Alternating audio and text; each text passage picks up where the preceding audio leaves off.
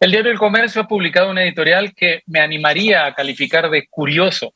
Ahí critica que Henry Ávila renunciara a la Junta Nacional de Justicia por unas declaraciones de Jaime Villanueva, cuyo contenido, conocido recién después de su salida, negó enfáticamente. El Comercio califica este hecho como un auténtico reto a la razón, porque si lo que le atribuye el ex asesor de la señora Benavides no tiene asidero en la realidad, lo que correspondería es que permaneciese en el cargo. ¿Cómo así contribuye su renuncia a la integridad, transparencia e institucionalidad de la JNJ? No se sabe. Más bien, esta inconsistencia levanta la sospecha de que sí ha existido algo irregular. Para el Comercio, esta situación afecta la ya mellada imagen de la Junta Nacional de Justicia en momentos en que todos sus integrantes afrontan una denuncia constitucional en el Congreso que plantea retirarlos de sus cargos e inhabilitarlos por 10 años. Este editorial añade las referencias de Villanueva a Guillermo Thornberry, otro miembro de la JNJ que supuestamente habría filtrado información a Patricia Benavides durante su proceso de evaluación. Lo maravilloso, fascinante, es que luego de criticar amargamente a Henry Ávila por renunciar a la Junta Nacional de Justicia, luego de asegurar que no había cometido ninguna irregularidad, el Comercio procede a exigir la renuncia de todos los magistrados de la Junta Nacional de Justicia como consecuencia de la crisis que vive la institución. Una crisis originada, si hacemos un poco de memoria, por acusaciones sin ningún sustento que, como vimos en los chats del colaborador eficaz que dieron inicio a la Operación Valquiria, estuvieron motivadas por las coordinaciones entre congresistas de la República y la ex fiscal de la Nación, Patricia Benavides, que veía amenazado su cargo. Este editorial es extraño por dos cosas. Primero, porque propone con el mismo énfasis aquello que critica, es decir, porque se contradice abiertamente en el espacio de dos párrafos y porque además quiere hacernos creer que porque dentro de la Junta Nacional de Justicia habría dos topos de la organización criminal que encabezaría la ex fiscal de la Nación, Patricia Benavides, deberían irse todos los magistrados, incluso aquellos que han mostrado celo e independencia frente a la ex fiscal de la Nación, Patricia Benavides. Si extrapolásemos esta forma de pensar a otras instituciones, ¿debería funcionar el Congreso? ¿No tendríamos que clausurar a la policía? ¿No deberíamos cerrar el Poder Judicial? Pero lo peor es que el Comercio no parece interesado en distinguir el origen y la naturaleza de los cuestionamientos contra los magistrados de la Junta Nacional de Justicia. A Thornberry y Ávila se les cuestiona por haber coordinado con Patricia Benavides para facilitar la información, a lo que en el caso de Ávila hay que añadir las coordinaciones que sostuvo en presencia de Villanueva para favorecer a Patricia Benavides como fiscal de la Nación y beneficiar de paso a una minera china que Ávila representaba, todo esto en coordinación con el exministro de Justicia Félix Chero. Pero ¿de dónde provienen los cuestionamientos contra los demás magistrados de la Junta? ¿Acaso no se les quiere retirar arbitrariamente? ¿Cuál es la falta grave por la que se le está acusando? ¿Realmente alguien cree que la permanencia de Inés Tello en la Junta Nacional de Justicia después de cumplir los 75 años, algo que, por ejemplo, a Ernesto Grume le pareció perfectamente normal al momento de la evaluación, justifica esta nueva ofensiva que pretende retirar a todos sus magistrados? ¿Acaso en el Comercio no vieron o ya se olvidaron de los chats del colaborador eficaz donde se leía que la ofensiva contra la JNJ era una operación política de Patricia Benavides, un intercambio irregular de favores con varios congresistas a quienes ofrecía el archivamiento de procesos penales a cambio de destituir a los magistrados, de destituir a Zoraida Ábalos y de nombrar a un defensor del pueblo afín? Algo muy raro está pasando para que medios y periodistas serios se sumen a una campaña como la que se viene desarrollando contra la JNJ, que viene de antiguo y que ahora vive un nuevo episodio con la aprobación por la Subcomisión de Acusaciones Constitucionales de la acusación y el pedido de inhabilitación de todos los miembros de la Junta. Por cierto, esta ofensiva no se limita a la Junta Nacional de Justicia, pues busca menoscabar a todas las instituciones que con aciertos y errores, defectos y excesos han enfrentado a la corrupción en nuestro país. Esto incluye el lanzamiento de una comisión multipartidaria del Congreso que quiere investigar las declaraciones de Jaime Villanueva. Una iniciativa inoportuna porque ya hay una investigación a nivel fiscal en curso y porque, como es evidente, lo que hará esta comisión multipartidaria será manipular la información en perjuicio de los enemigos del pacto de gobierno, omitiendo la que se refiere a sus integrantes, y porque no olvidemos, las declaraciones del propio Villanueva han involucrado a muchísimos congresistas de las mismas bancadas que ahora se interesan en investigarlas. La ofensiva también incluye un proyecto de ley del congresista Jorge Montoya que pretende declarar en emergencia al Ministerio Público para intervenirlo y cesar a todos los fiscales supremos titulares, porque los fiscales han perdido la garantía de su permanencia por inobservancia de la conducta e idoneidad propias de su función. Ojo, además de uno de los arrebatos autoritarios a los que Montoya es tan aficionado, se trata de una maniobra idéntica a la que propone el comercio, pues plantea que todos los fiscales supremos titulares han perdido la idoneidad, aunque las pruebas tangibles de corrupción recaigan sobre algunos fiscales en concreto, como Patricia Benavides. Como bien señaló en mensaje público Juan Carlos Villena, fiscal de la Nación, esta iniciativa busca quebrantar el orden constitucional y el equilibrio de poderes para que volvamos a los años 90, aquella época que muchos parecen añorar, en la que las coordinaciones entre el Ejecutivo, la mayoría parlamentaria fujimorista y la fiscal de la Nación, Blanca Nélida Colán, garantizaban la impunidad para el régimen de Fujimori y Montesinos, al mismo tiempo que sus enemigos políticos eran perseguidos y hostilizados desde un ministerio público digitado y colonizado por el poder político. Lo que se quiere, como dice el fiscal Villena, es frenar las investigaciones emprendidas por los fiscales supremos contra altos funcionarios, las investigaciones de la Junta Nacional de Justicia contra la ex fiscal de la Nación y las investigaciones de distintos equipos especiales por los casos Cuellos Blancos del Puerto, Panama Papers, Operación Valquiria y Lava Jato, que vive momentos decisivos, por cierto, con 17 procesos en juicio oral o con acusación presentada, así como las investigaciones por las muertes ocurridas durante las protestas contra el gobierno de Dina Boluarte. ¿Qué tal? ¿Cómo están? Bienvenidos al vuelo. Es un gusto poder acompañarlos el día de hoy. Vamos a comenzar el programa conversando con José Ugas, ex procurador anticorrupción, abogado penalista, a quien damos la bienvenida. José, ¿qué tal? ¿Cómo estás?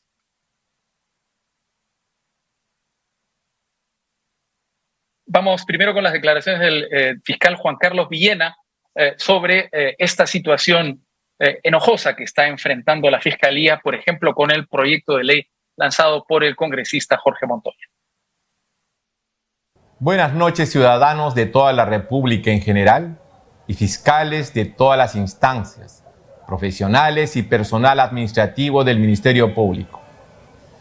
Quien habla, como es de conocimiento público, asumió interinamente el despacho de la Fiscalía de la Nación el 13 de diciembre pasado, es decir, hace 70 días. Durante este breve periodo recibí y me hice cargo de 357 carpetas fiscales de investigaciones contra altos funcionarios de la República señalados en el artículo 99 de la Constitución, como son presidentes de la República, congresistas, ministros, jueces y fiscales supremos, miembros del Tribunal Constitucional y de la Junta Nacional de Justicia y el Contralor General de la República. En este periodo, el área de denuncias constitucionales de la Fiscalía de la Nación ha emitido más de 191 disposiciones fiscales, de las cuales 125 casos fueron de carácter definitivo. Se ha formulado 8 denuncias constitucionales contra 3 jueces supremos, 3 congresistas de la República y 2 ministros de Estado. A la fecha, se tramitan más de 243 casos con las nuevas denuncias ingresadas, de los cuales 45 corresponden a congresistas de la República. Muy bien, ahora sí estamos con José Ugas, a quien damos la bienvenida en Al Vuelo. José, ¿qué tal? Un gusto. Buenas tardes, Raúl, ¿cómo estás? Muy bien, bueno, supongo que preocupado como todo el mundo por el momento que está viviendo la lucha contra la corrupción en nuestro país, a partir sobre todo de las declaraciones dadas el día de ayer por el fiscal Villena, ¿qué tan amenazada está la independencia de fiscales y de jueces en estos momentos en nuestro país? Bueno, yo creo que ya la Fiscalía, el Ministerio Público y su independencia han sido afectados, y no de ahora, esto viene ya de un tiempo atrás. Yo vengo señalando que debemos ser el único país en la región que en la última década ha visto destituir a 3 fiscales de la nación por vínculos con el crimen organizado y la corrupción. Eso ya da cuenta de una gravísima contaminación y deterioro en el más alto nivel de una institución que es clave, como señala la Constitución, para la defensa de la legalidad y la promoción de la acción penal, precisamente para combatir el crimen organizado y la corrupción. Sabemos además que al interior del Ministerio Público hay facciones. Escuchamos ahora, en medio de esta crisis, que fiscales cuestionados salen a su vez a atacar a los fiscales que los están investigando, diciendo obedecen a determinados intereses, etc. Sabemos, quienes litigamos en el sistema, que esas facciones están confrontadas, que se alinean con una u otra cabeza del Ministerio Público, y evidentemente una institución que debe ser técnica por sobre todo, no puede estar en este nivel de división y faccionismo, con confrontaciones que tienen incluso motivaciones políticas. Entonces el daño ya está hecho, la institución ya está penetrada.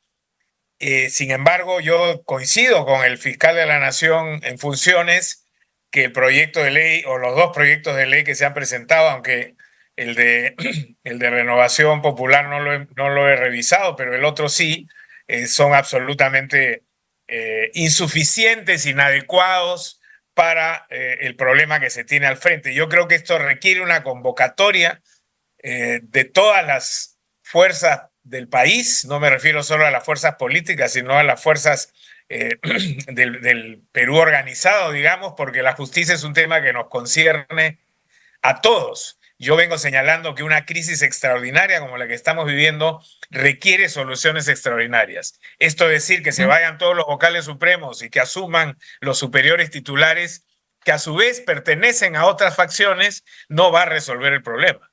Creo que probablemente lo agrave, más bien. ¿Perdón? Más bien lo agrave, digo. Sin duda alguna, probablemente termina agravando el problema. Entonces se requiere una reforma profunda del sistema, y yo creo que hay que mirar hacia atrás porque ya han habido experiencias importantes en el Perú que lamentablemente quedaron truncas. Una de ellas es la del Seriajus, que es un esfuerzo que se hizo convocando a todas las fuerzas concernidas en el quehacer de la justicia, miembros del Poder Judicial, del Ministerio Público, de la academia, o sea, me refiero a las universidades, de las organizaciones que tienen que ver con los temas judiciales, de asociaciones de usuarios, etcétera, para ver qué enfoque de la justicia queremos. Por ejemplo, nos hemos preguntado qué perfil de fiscal queremos, qué perfil de juez necesita el Perú, cómo debe estar organizada una institución para asegurar la independencia y los recursos que se requieren.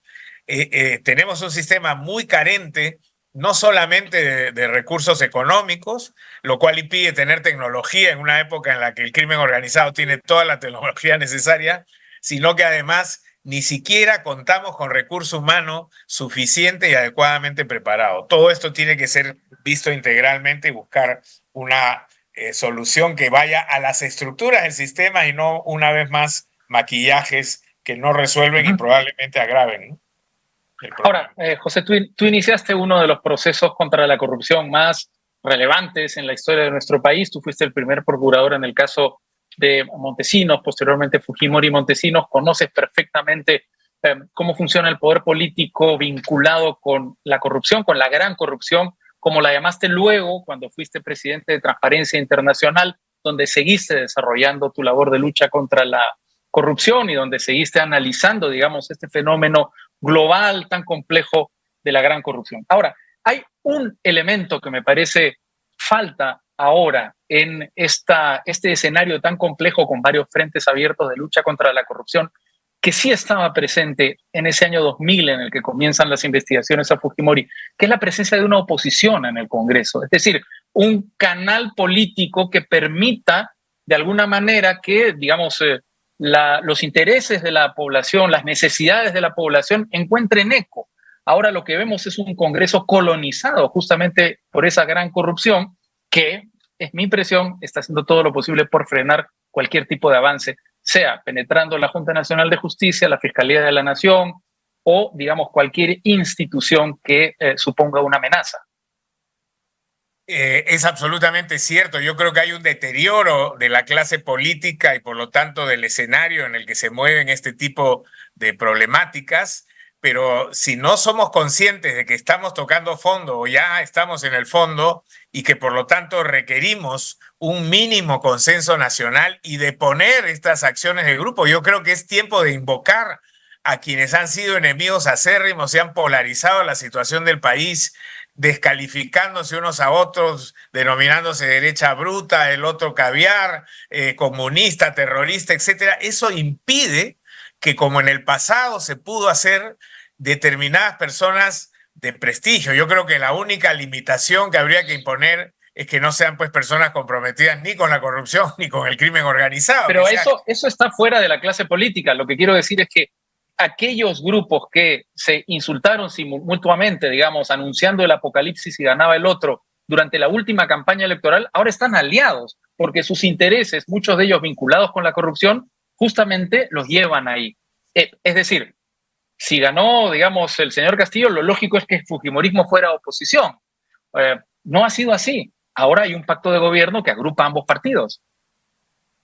Sí, no, es clarísimo. Además, ver cómo Perú Libre y Fuerza Popular se han dado la mano en temas en los que tradicionalmente se han atacado ferozmente. Y yo creo que esto tiene que ver con intereses subalternos de pretender sacar ventaja en una situación en la que las estructuras del Estado se están desmoronando. Pero si la clase política no es una con la que podemos contar, hay que convocar a las otras fuerzas. El país no solamente depende de una clase política y menos de una clase política a este nivel. Lamentablemente está en el poder, pero hay formas de poder generar a su vez alternativas por fuera del Congreso de la República e incluso de ciertos niveles del Poder Ejecutivo. Hay que identificar, y creo que los hay, elementos positivos incluso en algunas agrupaciones políticas que como colectivo han dado una pésima impresión, pero que pueden tener personas dentro que sí son dialogantes, que sí tienen la capacidad del interés, pero que han sido puestas al margen por su propia estructura partidaria. Hay algunos esfuerzos que conozco que se están haciendo desde la sociedad civil para eso, y yo creo que esa tiene que ser la apuesta, es decir, poner por delante una propuesta nacional de acuerdos mínimos, básicos. No tenemos que ponernos de acuerdo en todo, pero por lo menos en 4 pilares fundamentales de poner los intereses de grupo y decir, bueno, si estamos interesados en que el Perú sea viable y que el bien común realmente pueda ser un elemento alcanzable por este país, tenemos que ya dejarnos de estar pensando en los intereses de grupo o intereses ideológicos o intereses criminales para anteponer los intereses de la patria.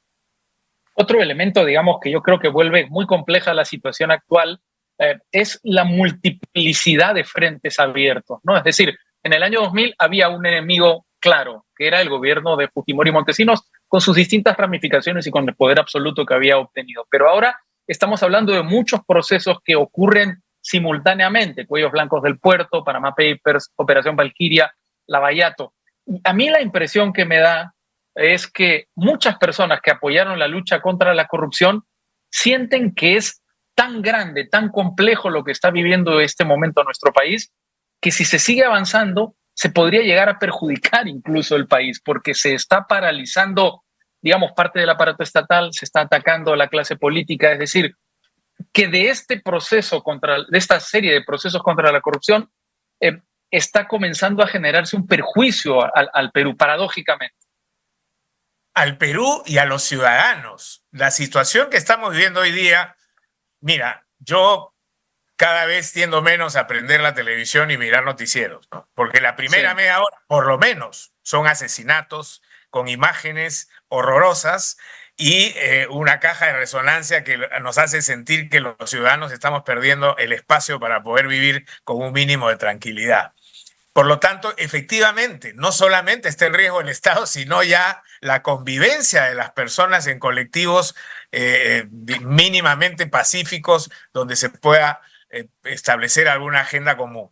Sin embargo, tenemos un ejemplo cercano de un país con un gravísimo deterioro parecido al peruano y que ha logrado, que por lo menos ha abierto una puerta de grandes expectativas. Claramente no me Guatemala. estoy refiriendo a El Salvador, sino a Guatemala, ¿no? Sí, sí. Donde, no es que ya te vi la cara pensando este también está buquelista, no. Claramente creo que las opciones que Bukele plantea no son las opciones para un país como el Perú. Pero Guatemala, que aún siendo un país con una población menor, tiene una complejidad en su composición étnica, en sus niveles de pobreza, en las crisis que ha generado el crimen organizado y la violencia política, llegó a un punto en el que después de que se trajeron abajo un esfuerzo internacional, como fue la Comisión Internacional contra la Impunidad, la CICIG, se instituyó lo que las fuerzas sanas denominaron un pacto de corruptos, ¿no es cierto? Y tenían exactamente el escenario donde estamos nosotros, un Congreso dedicado a promover intereses corruptos y criminales, un Ejecutivo que era su aliado, o por lo menos se ponía de costado, en el caso de Guatemala claramente era su aliado, y el resto, y bueno, el sector privado lamentablemente desconcertado, en algunos casos incluso formando parte de ese pacto. Bueno, cuando Guatemala ya parecía no tener salida, de pronto había una reacción popular, curiosamente liderada esta vez por el sector indígena, que ha sido el más postergado de ese país, que propone una alternativa democrática, que es la elección del presidente Arévalo. Un hombre fuera de discusión en términos de integridad, con una estirpe política democrática, fuera de cuestionamiento, que ahora tiene un reto inmenso. Ojalá que este proyecto pueda caminar. ¿Por qué nosotros no podemos hacer lo mismo? Tenemos personalidades de primer nivel en este país. ¿Por qué aquí no ha podido funcionar el acuerdo nacional, por ejemplo, ¿no? Con una personalidad como Max Hernández convocando a las fuerzas políticas, porque las fuerzas políticas no han querido deponer sus intereses de grupo, y entonces quiere decir que ese no es el camino. Y hay que buscar alternativas por fuera del Congreso de la República y de estos grupos que se denominan partidos, pero que realmente de partidos políticos no tienen nada, para construir alternativas que podamos poner al debate nacional.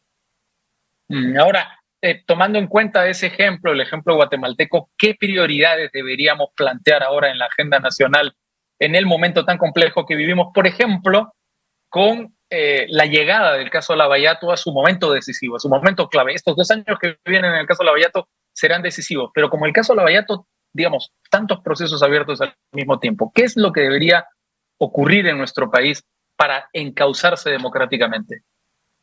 Mira, yo no aspiraría mucho, yo diría un plan mínimo, 3 o 4 puntos en la agenda. Uno, sin duda alguna, tiene que ser el de la seguridad interna. No podemos seguir viviendo en una sensación de un incremento desmesurado del crimen, esto donde ahora ya sin ningún miramiento los sicarios están matando policías en la calle, ¿no? Esto parece la época de Pablo Escobar en Colombia, que ponían una cifra por cada policía muerto, y esto está fuera de control. Entonces, seguridad interna tiene que ser, sin duda alguna, un punto de esa agenda. En segundo lugar, hambre.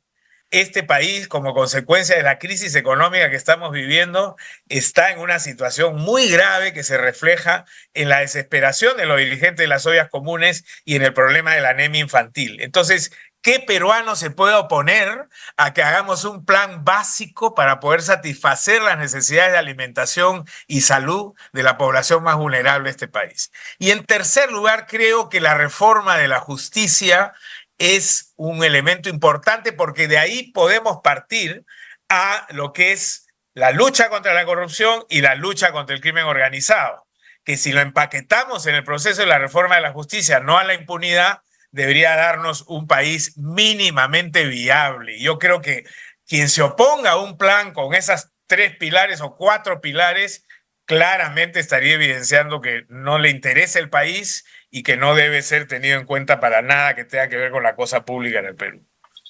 Una última pregunta, José, que tiene que ver con la lucha contra la corrupción, pero no con estos casos específicamente de los que estamos hablando. Me refiero a la aparición pública de Alberto Fujimori para decir poco menos que Vladimiro Montesinos era un muchacho malcriado y un poco travieso. ¿Qué te parecieron esas palabras?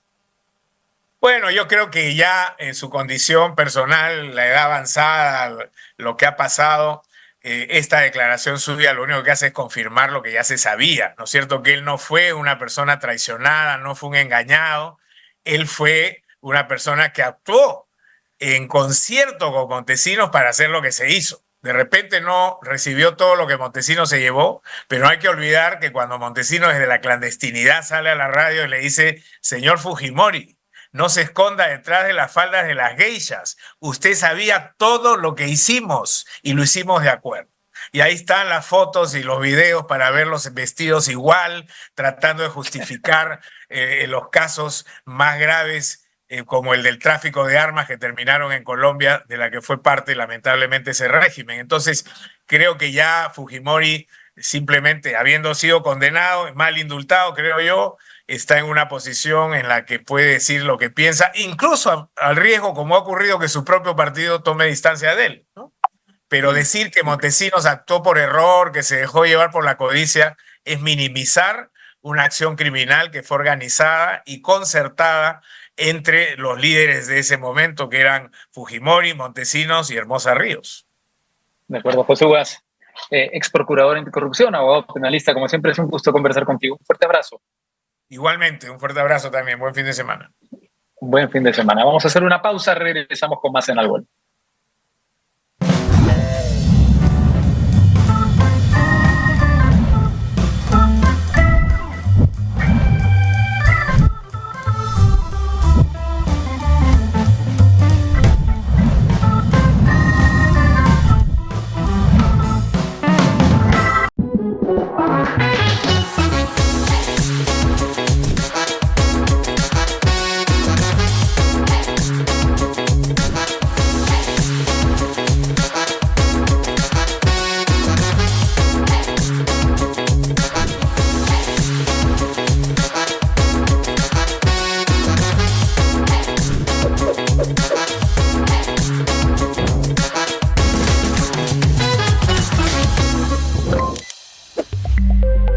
Nativa nos conecta.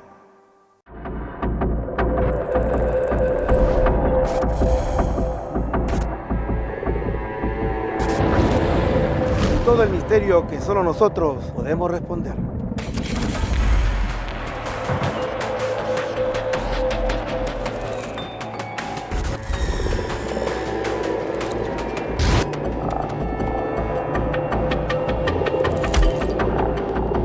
Un espacio donde los incrédulos vuelven a creer.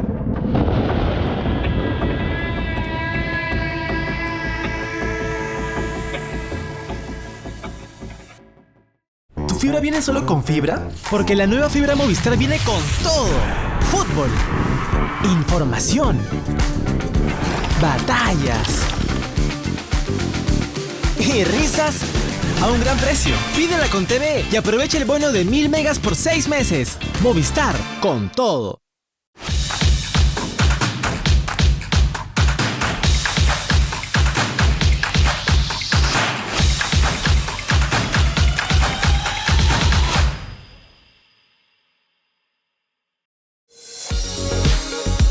Toda la información legal, empresarial y laboral que tú necesitas saber.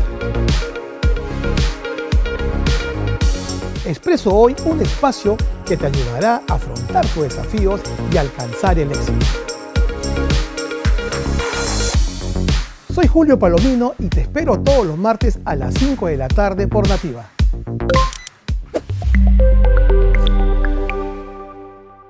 Este sábado, desde la 1 de la tarde, Doctor Fauna. Cuidando la manada. Tendremos la visita a un espectacular criadero de aves exóticas ornamentales. No se pierdan además la secuencia del consultorio, en donde el Doctor Fauna responderá todas sus preguntas. Y lo pide milagrito. Doctor Fauna, cuidando la manada.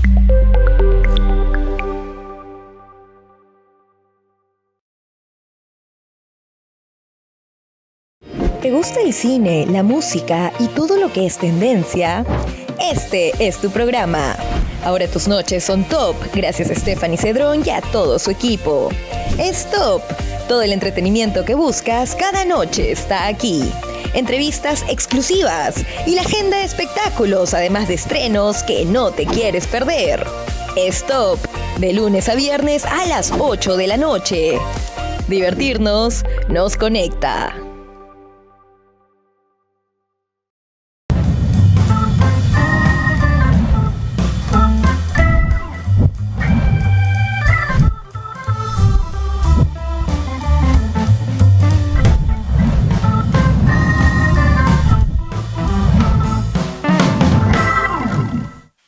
Estamos de vuelta y ahora estamos con Carlos Wong, presidente de la Asociación Panamericana de Trauma Ocular, a quien damos la bienvenida. Carlos, ¿qué tal? ¿Cómo estás? Raúl, ¿cómo estás? Muy buenas tardes.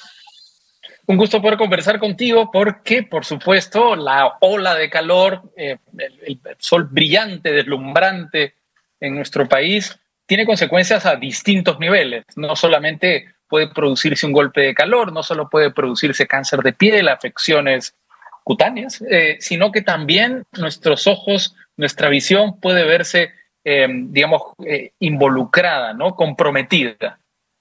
Sí, es correcto. La radiación ultravioleta puede afectar a nuestros ojos en las diferentes partes del órgano, ¿no?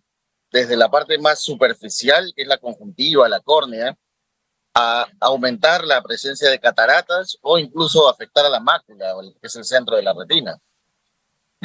Ahora, ¿cómo protegerlo? ¿Cómo evitar eso? Evitar estos efectos, estos golpes. Para poder protegernos adecuadamente, tenemos que tener lentes de protección correctas.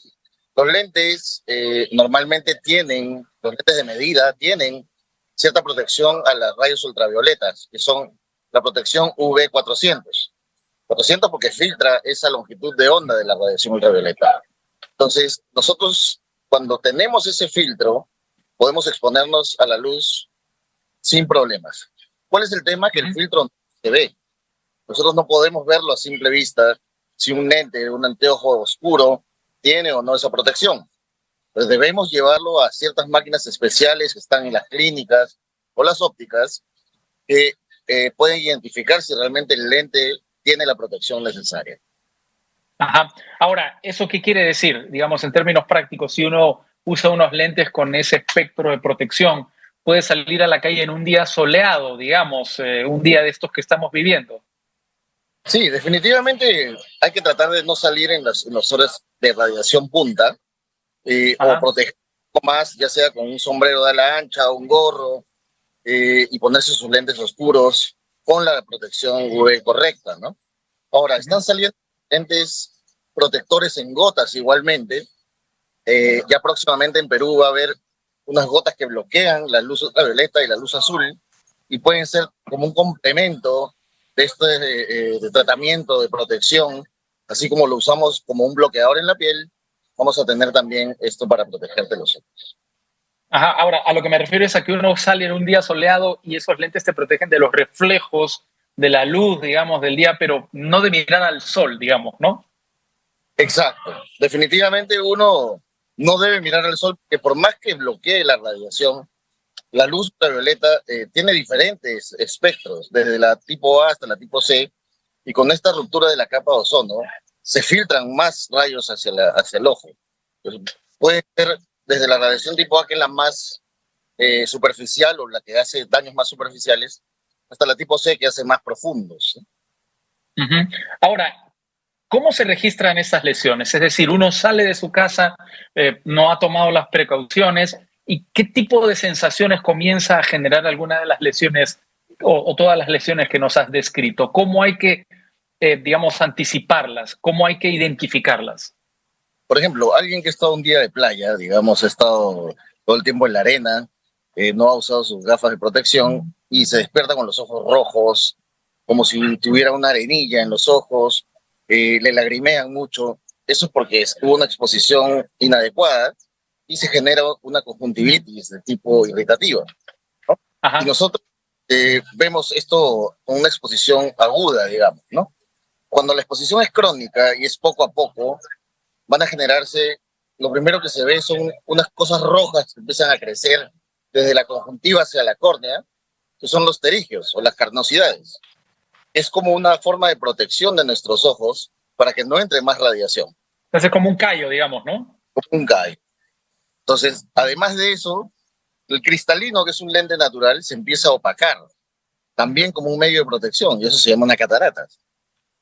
El tema es cuando ya penetra hacia la parte posterior del ojo, que es la retina, ya puede generar cambios de envejecimiento prematuro, porque así como en la piel, la radiación ultravioleta genera cambios que pueden ser incluso cancerígenos, en el ojo lo que hace es acelerar cambios de envejecimiento y llevarnos a problemas como una degeneración macular. Ujú. Una vez que se identifican estos síntomas, ¿qué hay que hacer? ¿Cómo se combate esto? Cuando son de exposición aguda, normalmente eso va a pasar. Es como una quemadura de sol, te pone la piel roja, en este caso te pone los ojos rojos, se combate con lágrimas, a veces con antiinflamatorios. Cuando son exposiciones crónicas, normalmente son quirúrgicas. Estamos hablando de una carnosidad, se tiene que operar, una catarata se tiene que operar, pero si es una degeneración macular, estamos en un problema porque las degeneraciones maculares no se pueden operar y usualmente no se pueden tratar. Se trata cuando son degeneraciones maculares con unas infecciones dentro del ojo, pero usualmente cuando hablamos de una degeneración macular seca, que es lo más común, normalmente es un proceso de desgaste progresivo que se acelera con este tipo de radiaciones. Solo hay vitaminas y antioxidantes para eso. Es decir, ese envejecimiento, tú lo llamas envejecimiento, pero para hablar en términos más llanos, es una forma de ceguera, paulatina, lenta. Es correcto. Es correcto.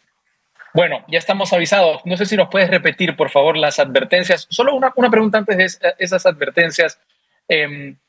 Por ejemplo, se habla mucho de que ir a la nieve, este no es el caso del Perú, por supuesto, pero que ir a la nieve es más peligroso porque el reflejo del sol te puede dañar más. ¿Puede ocurrir lo mismo en otros lugares con reflejos, por ejemplo, en los automóviles o en el mar? Es correcto. En el mar y en el hielo se refleja por varios sitios. O sea, el problema viene en que te pones las gafas de protección, pero puede filtrarse esta radiación por debajo o por encima de las gafas, ya que rebota en diferentes sitios. Tienes un mayor problema cuando tienes sitios donde refleja. Y sobre todo se ha visto en los esquiadores o en los alpinistas que no llevan la protección adecuada, que sí generan quemaduras en la retina. Sí. De acuerdo. De acuerdo, Carlos. Entonces, básicamente hay que salir a la calle con tus buenos lentes de sol, tratar de comprar unos que tengan, digamos, un filtro de 400, ese es el número que nos dijiste, ¿verdad? V400, es correcto. V400, sí, por supuesto, cuidar mucho la vista y no salir si no hace falta y hay mucho sol. Es decir, tener un poco de sentido común también.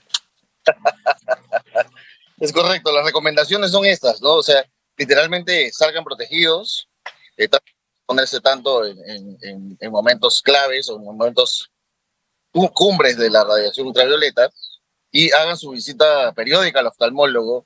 En todo caso, no se automediquen si es que tienen algún problema ocular, sino siempre visita profesional.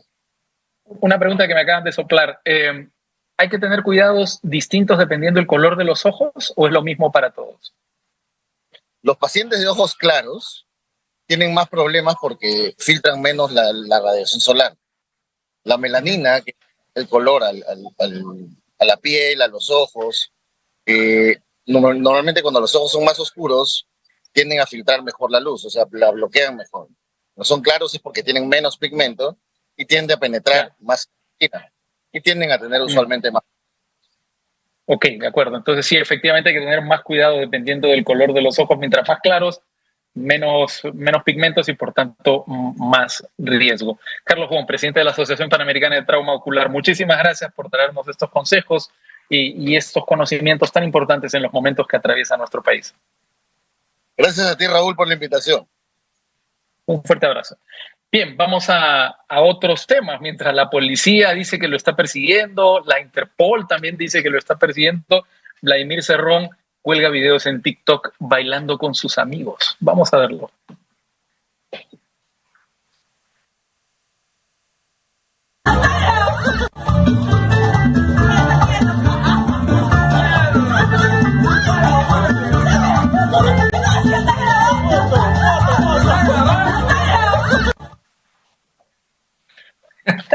Bueno, primero muy animado Vladimir Cerrón, no parece muy preocupado, digamos, por su situación judicial y luego es realmente temerario colgando estos videos porque todas las personas que aparecen en estos videos, estoy seguro, supongo, espero, serán, digamos, requeridas por la policía para que identifiquen el lugar en el que se encontraron con Vladimir Cerrón. En todo caso, un gesto más del prófugo más descarado de nuestro país, que nunca se ha cortado de manifestarse en Twitter y ahora de bailar con sus amistades. Bien, vamos a hacer una pausa, me parece, y regresamos con más en Al Vuelo antes de la información deportiva. Sí, vamos a hacer una pausa, volvemos.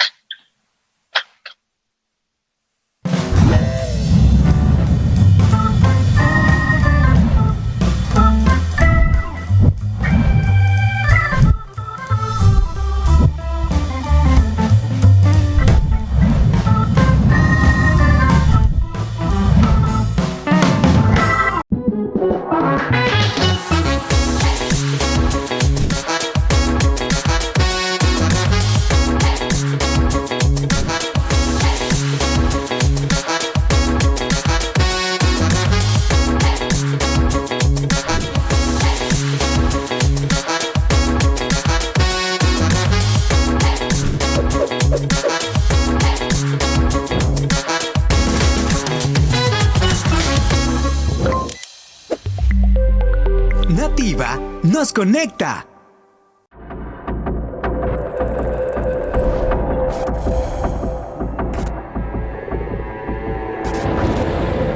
Todo el misterio que solo nosotros podemos responder.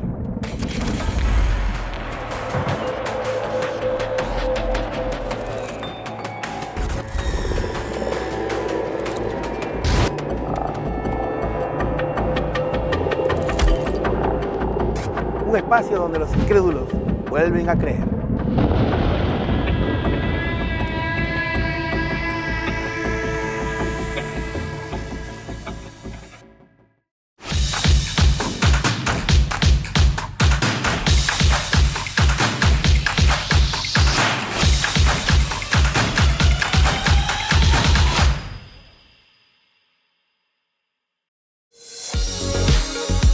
Toda la información legal, empresarial y laboral que tú necesitas saber.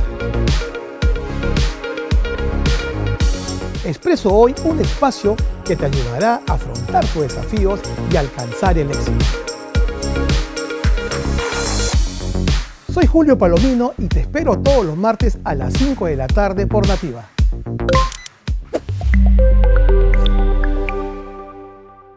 Este sábado, desde la 1 de la tarde, Doctor Fauna. Cuidando la manada.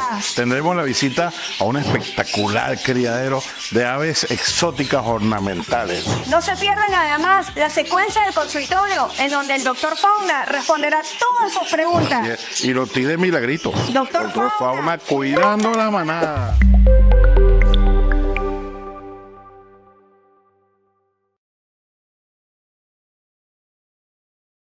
¿Te gusta el cine, la música y todo lo que es tendencia? Este es tu programa.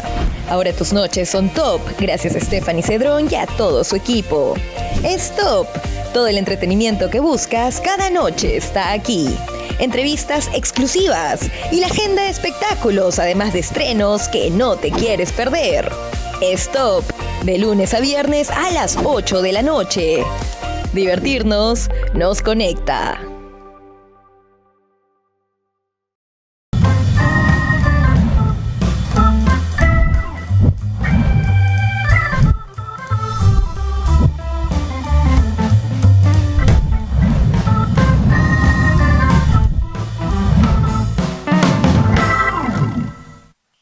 Después del tieso desempeño de Vladimir Cerrón en la pista de baile, estamos con Facundo Choque, que nos trae toda la información deportiva. Facundo. Raúl, ¿qué tal? ¿Cómo estás? Supongo que la referencia no va en relación a mis De ninguna manera. de baile. No, realmente. Soy Jamás. malo, pero Sería le pongo actitud. Dicen que la actitud es muy importante, más allá de la técnica. No sé. No, allá en el caso de Cerrón no hay ni técnica ni actitud. Bueno, sí. Cerrón, bueno, pobrecito. El tema Pablo Guerrero. Pablo Guerrero ya cumplió su segundo día de entrenamiento con la Universidad César Vallejo y pasó exámenes médicos. Y vamos a ver algunas imágenes de las pruebas que tuvo Pablo Guerrero y también del entrenamiento de ayer. Mientras vamos a empezar a disipar cuál podría ser el próximo 11 de la Vallejo, ahora sí, con la presencia de Pablo Guerrero. Ahí está el depredador mientras pasaba los exámenes médicos esta mañana. Ya está apto y habilitado también para jugar con la Vallejo. Este fin de semana, la Vallejo visita Cusco para enfrentar a Deportivo Garcilaso.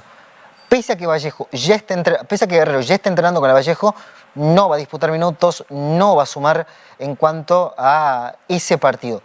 Lo que se espera es que ya esté apto para el otro compromiso de la fecha 6, donde Lavallejo recibe en el Mansiche a Cusco FC. Estos son los estudios médicos correspondientes, estudios de rutina, y ahora vamos a ver imágenes de ayer, de lo que fue la primera práctica de Pablo Guerrero con la Universidad César Vallejo. Conoció a sus compañeros, se saludó con Roberto Mosquera, y atención, Raúl, porque ya vamos a escuchar lo que dijo el propio Mosquera sobre Paolo Guerrero. El look de Paolo Guerrero también es bien singular. Guerrero es un tipo que siempre se viste acorde a la moda del momento. Muy subjetivo, pero ahí estaba con Roberto Mosquera. Si te parece, escuchamos directamente al entrenador sobre sus primeras impresiones acerca del delantero. A este tipo de jugadores hay que cuidarlos, ¿no? Hay que pasa por una evaluación física. Si no hay físico, no hay capacidad técnica. Si no hay técnica, yo no le puedo desarrollar un recorrido táctico. Así que vamos por lo primero, vamos a evaluarlo físicamente y después, cuando él esté bien, creo que lo vamos a utilizar, ¿no? No es un tema de nos tenemos que apurar porque ya llegó el jugador, tenemos que ponerlo en condiciones porque es primera vez que él va a jugar un equipo peruano y él, ahora que he hablado media hora con él y ahora vamos a hablar una hora en mi casa si Dios quiere y conocernos más, está ilusionado, ¿no? De jugar por un equipo en su país y ha venido al equipo más humilde, puede ser, pero Dice Mosquera, Guerrero está ilusionado por jugar en un equipo de su país, pero vino al equipo más humilde. No sé cuál es el concepto de humildad que tiene Mosquera si habla desde lo futbolístico. Es un equipo humilde que puede pagar $120,000 al mes de sueldo. Sí, dentro de la humildad me parece que hay una concepción distorsionada acerca del concepto. Sí. Mosquera dice, bueno, es un equipo humilde. Humilde en cuanto a títulos, en cuanto a logros deportivos. En cuanto a economía, es de los más importantes y hasta te digo, se puede meter en el top 5. Sacando a los 3 grandes, aparece Melgar de Arequipa por ahí y está tranquilamente Lavallejo. Bueno, yo creo que incluso tiene más espaldas financieras que estos equipos. O sea, ninguno de estos equipos se atrevería a pagar un sueldo como el que se pagó por Guerrero. Quizá el de Cueva, que se aproximó, pero que igual se redujo a la mitad, ¿no? Sí. Estos son sueldos que no se pagan en el Perú. Y sobre todo por un jugador de 40 años. Eso es lo más impactante, porque bueno, uno puede decir es un jugador que tiene vigencia, que es una figura de la selección, sí, pero a los 40 años, un tipo que cuánto le quedarán, 2, 3 años, quizá o menos de carrera, son cifras astronómicas para el ámbito local. Ahora, una preguntita, Facundo. Digamos, el impacto de Guerrero, por supuesto, será futbolístico en la César Vallejo, pero probablemente se produzca por primera vez en la historia reciente o en la historia de nuestro país un efecto que en el fútbol internacional es muy frecuente, que es el de la venta de camisetas, ¿no? Es decir, allí es de donde se recupera, por ejemplo, la inversión en un Cristiano Ronaldo, claro, la inversión en un Gareth Bale, en un Neymar, ¿no? ¿Tú crees que eso puede ocurrir en el caso de Guerrero? Ahí me parece que entramos en una arista informalidad, pero es un país donde prima mucho la informalidad. No sé qué tantas camisetas oficiales pueda vender Lavallejo en relación a Guerrero. Seguramente va a vender, pero me parece que el mercado informal es mucho más grande porque se vive en el día a día. Estamos inmersos bajo la cultura de la informalidad y eso lo vemos en cada momento. Tienes toda la razón. El tema también es cuánta entrada o cuántas entradas puede vender Guerrero. Puede hacer quizás un par de estadios llenos, 2, 3 fechas, pero diga que se llene la cancha cada vez que juegue Lavallejo, que ni siquiera tampoco es el equipo más popular de Trujillo. El más popular es Manucci. Sí. Pero bueno, vamos a ver, de hecho el ser imagen, marketing, las empresas que buscan sponsorear a Lavallejo por la figura de Guerrero, también va a ser muy importante. Pero escuchemos esta segunda parte de Roberto Mosquera, porque Roberto Mosquera también ahonda en diferentes temas. Más allá de lo futurístico, también se mete lo social en relación a la figura de Guerrero. Dale. Técnico, ¿no? De ahí a que no puede hacer un desgaste como cuando está físicamente bien, pero yo lo veo y su nivel técnico es óptimo, no pierde un pase, pero estamos trabajando en espacio pequeño, ¿no? Pero el fútbol no es en espacio pequeño, así que hay que prepararlo para el espacio grande. ¿Se podría considerar para el próximo domingo de repente en Cusco o esperan que su debut sea acá en Trujillo? Acabo de hablar sobre eso, ¿no? Él cuando esté físicamente, no depende de qué partido es, depende de cuidar a una persona que ha tenido un costo deportivo, no económico, para traerlo acá, para presentar a su peor versión de él, creo que no sería bien, ¿no? No sería justo con una persona que siempre lo hemos visto excelente física, si está físicamente bien, su técnica está y yo le puedo dar cualquier recorrido táctico, así que no me apuren por ese lado. Eso, a ese tipo de jugadores hay que protegerlos y ponerlos cuando están realmente bien para no olvidar al... Roberto Mosquera, que ya empieza a anticipar, que dice, estamos esperando. Primero tiene que estar bien desde lo físico. Técnicamente Guerrero es un jugador dotado, es muy bueno técnicamente. No hay que confundir técnica con habilidad igual. Son dos cuestiones totalmente diferentes. El tema es cómo encaja dentro del sistema. Si es que Mosquera sigue jugando con delanteros por afuera o si es que cambia el sistema para adaptar a Guerrero al estilo de juego. Vamos a ver, porque también es un Guerrero que se tiene que acostumbrar no solamente al estilo, sino también a los movimientos de sus compañeros. Pero lo que sí, Raúl, hoy comienza la fecha número 5 del campeonato y atención, porque así se juega la quinta jornada del torneo de apertura que tiene a Universitario como puntero del campeonato. Puntaje perfecto para el equipo crema, 12 puntos de 12 posibles. Vamos a ver la fecha para que puedan conocer cuáles son los partidos que se van a disputar desde hoy. Hoy arranca la quinta jornada y se juega así, con el duelo entre Sport Huancayo con Alianza Atlético de Sullana a las 3 de la tarde. El sábado hay 4 compromisos. Juega tu equipo, juega la U, visita el Germán Contreras de Cajabamba. Partido difícil, Raúl. Vamos. Ese vamos tampoco no suena muy animado, pero es un partido difícil. Cajabamba por la cancha, Raúl, es bien complicado. Después también... Sí, es complicado, es un rival complicado, efectivamente. Sí, mismo horario también para el Boys contra Cusco FC, este es en el Callao. 5:30 Melgar de local ante Comercio, un Melgar que no viene bien. Un solo triunfo en 5 partidos para el equipo de Demuner. Después, a las 7:30, Cristal visita el Mansiche para enfrentar a Manucci. El domingo, 3 partidos, 1:45, Grau contra DT. A las 4 juega Alianza en Villa El Salvador contra Comerciantes Unidos.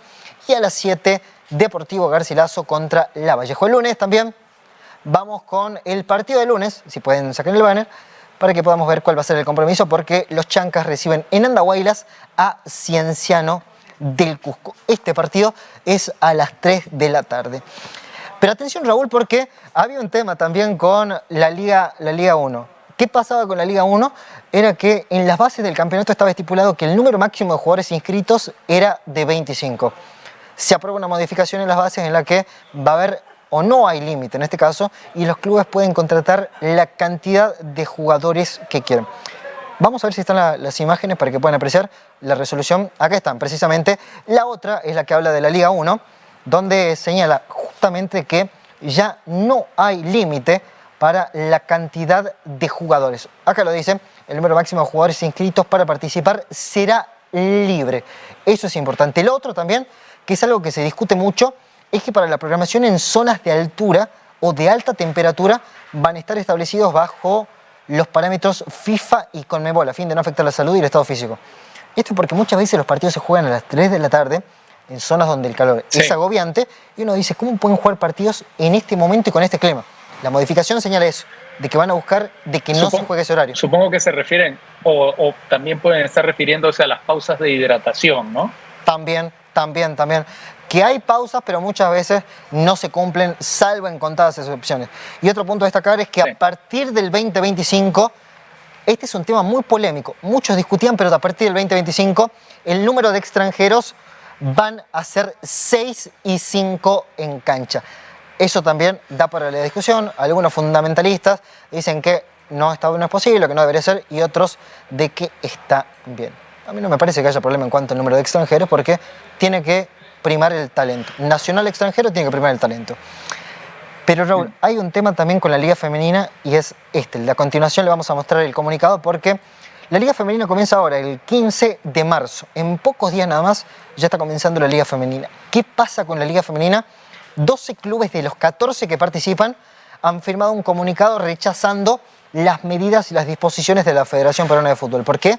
Porque la Federación hace un mes y pico más o menos ha planteado que iban a haber recorte de gastos. Esto es, en alojamiento para los clubes, en el tema de la alimentación y en el tema también del pago al cuerpo arbitral.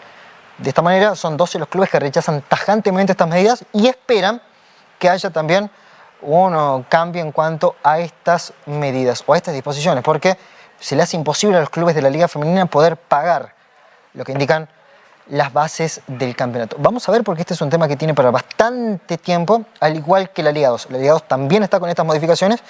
Es un tema que la federación necesita rever para ver si es que comienzan o no los campeonatos de forma adecuada. Lo que sí, Raúl, te comento que si tu fibra viene con solo fibra, Movistar te trae la nueva fibra que viene con todo. Esto es muy fácil, la puedes pedir Más TV desde 79.95 y te llevas gratis 1000 megas con 6 meses gratis. Pídela en www.movistar.com.p. Movistar con todo. Muy bien, Facundo, muchas gracias por la información deportiva esta semana. Como siempre, un fuerte abrazo. Abrazo, Raúl. Buen fin de. Que estés muy bien.